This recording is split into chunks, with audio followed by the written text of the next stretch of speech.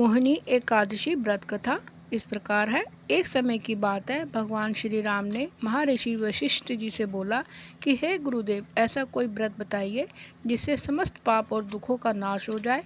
मैंने सीता जी के वियोग में बहुत दुख भोगे हैं।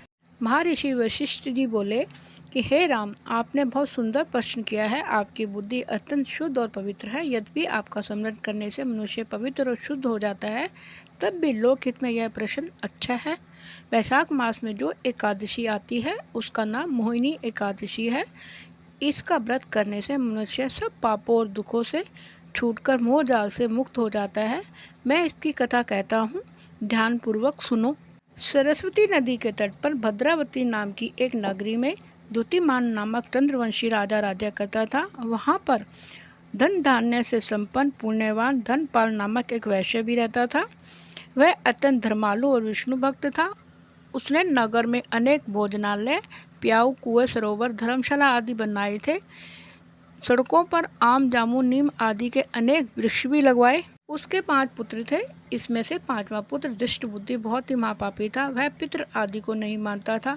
वह वैश्य दुराचारी मनुष्यों की संगति में रहकर जुआ खेलता और पर स्त्री के साथ भोग विलास करता था तथा मांस मदिरा का सेवन करता था। इसी प्रकार अनेक कुकर्मों से वह पिता के सारे धन को नष्ट करता रहता था। इन्हीं कारणों से त्रस्त होकर पिता ने उसे घर से बाहर निकाल दिया था। घर से बाहर निकलने के बाद वह अपने गहने और कपड़े बेचकर अपना निर्वाह करने लगा। जब सब कुछ नष्ट हो गया तो उसके वैश्य और दुराचारी साथियों ने उसका साथ छोड़ दिया। अब वह भूख प्यास से अति दुखी रहने लगा। कोई सहारा न देखकर चोरी करना सीख गया।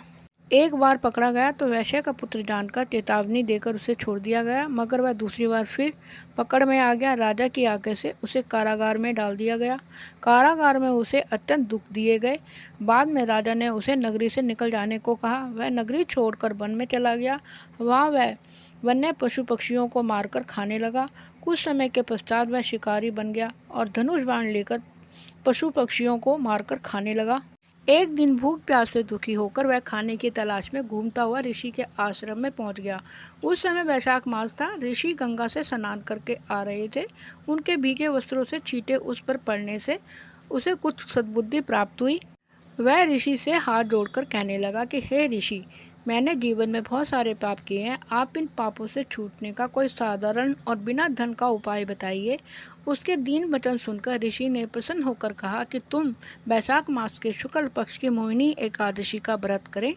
इससे अनेक जन्मों के किए हुए मेरु पर्वत के समान समस्त पाप नष्ट हो जाते हैं। ऋषि के वचन सुनकर वह अत्यंत प्रसन्न हुआ और उनके द्वारा बताई गई विधि के अनुसार उसने व्रत किया।